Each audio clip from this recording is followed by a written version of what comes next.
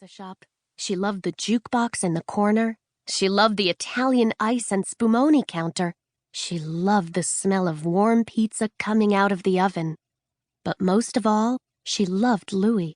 He looked just like a pizza chef should, with his big white shirt, long apron, and dark, twirly mustache.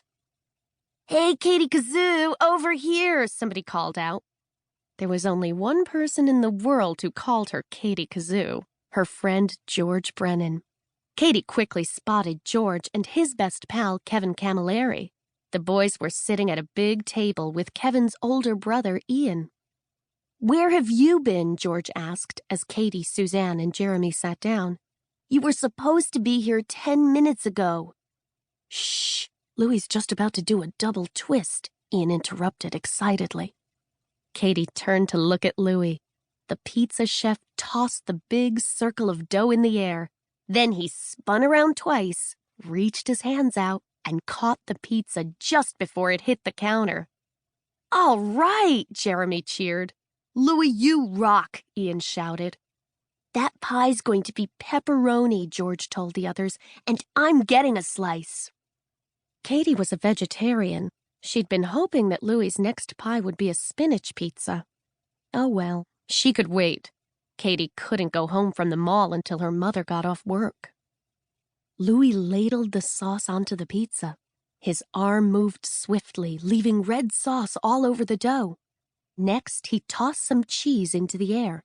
The white mozzarella bits fell like snow from the sky. Then Louie took a few steps back and started flinging pepperoni slices at the pizza. The pepperoni looked like little frisbees as they flew through the air and landed on top of the cheese. Then, as he sang loudly, he added a pinch of his secret herbs. Finally, he slid the finished pizza into the oven. The crowd cheered. Louie took a bow and picked up another ball of dough. "Now for a Louie's Veggie Special," he announced, smiling at Katie. Just then, Becky Stern came running into Louie's pizza shop.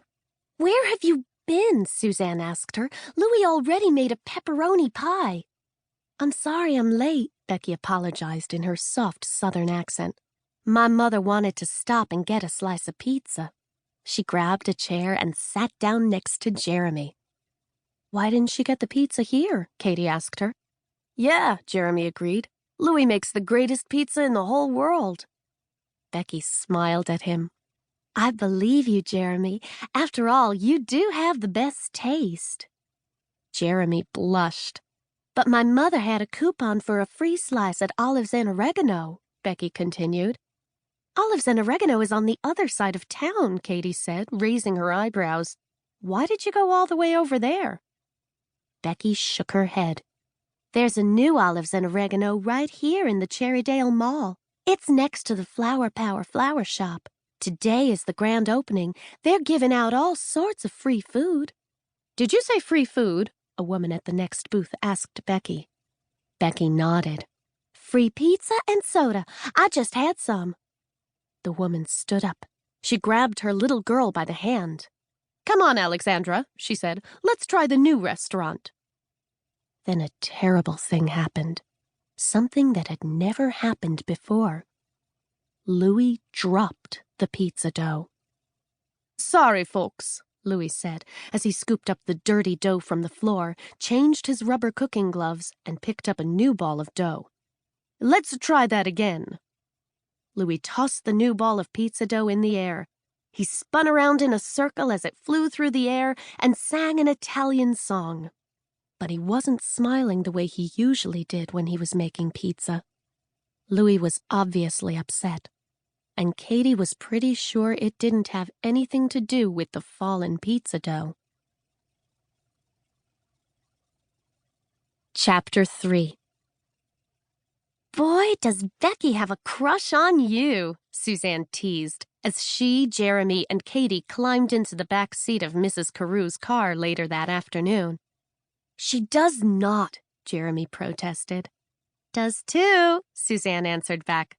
She batted her eyes and imitated Becky's accent. "Ooh, Jeremy, you have the best taste." Jeremy blushed. He pushed his glasses up on his